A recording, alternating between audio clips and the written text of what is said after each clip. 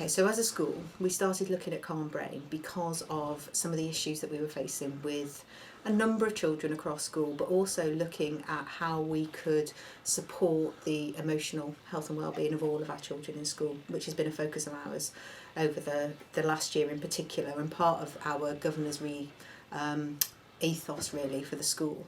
So we were finding that we had a lot of children that were constantly engaged and constantly looking at technology, but we also had a number of children that were acting out, I suppose, that we were finding really difficult to keep in class, to find strategy. A lot of the strategies we were using weren't working.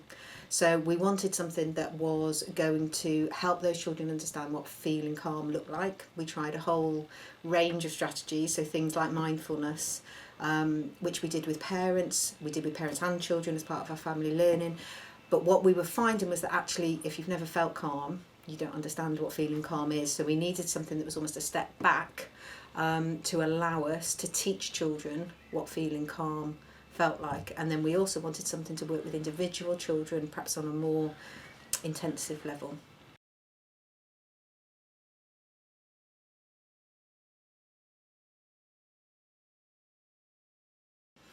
It's been really interesting because in terms of the impact of CalmBrain across school, we've had some unexpected, some of what we've wanted to see. So with the whole school, we've introduced it so that we're doing it 3 times a day. And what that means is we do it at certain points. We do it when they come in the morning, we do it after break time, which is when we were getting a lot of the issues in terms of children acting out, and after lunch. And what we're finding is that actually those class sessions are starting off in a much more positive frame. It's had an unexpected effect on staff as well, because it's just given children and staff that opportunity to stop for 2.5-3 minutes in the day and just be in that moment and take stock almost. And then what we're finding is the learning environment is a much more positive, powerful environment once those activities have been done, and the kind of any of the angst or stresses that have come in, maybe off the playground or from home, children seem to have calmed them down, almost filed them away in order to learn. We've also then had the individual children that we've worked with, and we've worked intensively with their families, with parents, and we've seen some children that have found it really quite challenging, because children who don't understand what calm means, to then begin to feel calm, for them has been a real strange experience really. But where we have had a lot of success with children is we've had one little chap who, when he first started doing the one-to-one, was so tense and would lie kind of fists and everything, and we worried really that we shouldn't carry on with that, because it's like, oh, but in conversations with his mum and talking at home, she was like, well, if he's bringing himself to the session, then that's okay, which he was choosing to be in that space. And you'd say to him, do you want us to carry it? Yes, we're going to do it. Now what you see is a young man who is actually able to relax and to take time and just be in that moment. So it's really powerful for young children like him.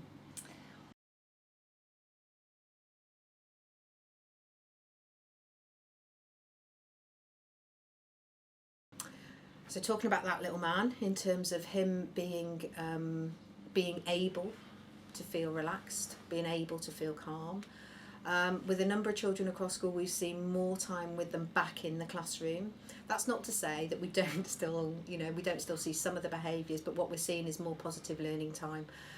So individuals spending more time within their classes and learning in a positive way.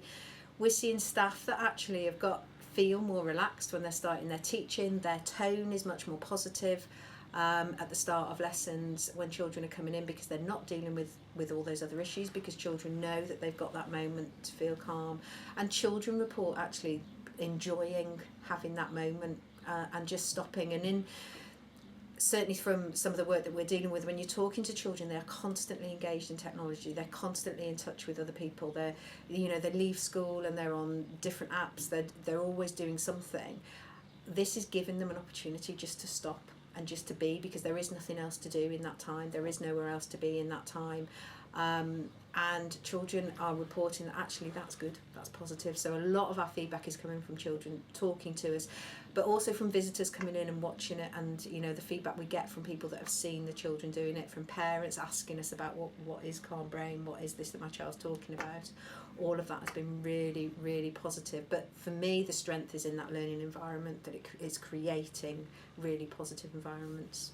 So also, in terms of considering it in terms of implementing it across school, the other thing that's been really powerful for us is the professional development that sits underneath it. So the understanding of psychological understanding of how the brain works, the neurological development, and allowing staff to develop that knowledge and understanding has really supported their capacity to support those children. We have a brilliant staff at our school that are really, really positive, and they have a range of techniques to deal with children with issues that are coming to us, and they might be things that are one-off issues that just occur in all of our lives, or they might be things that are ongoing.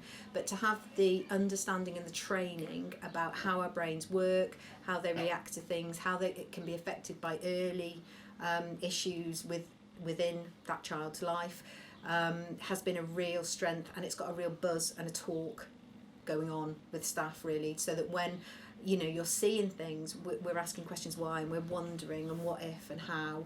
So that underlying CPD that supports and underpins the whole programme, I think, is essential, and is something that staff really need to understand why you're doing it to get the most out of it.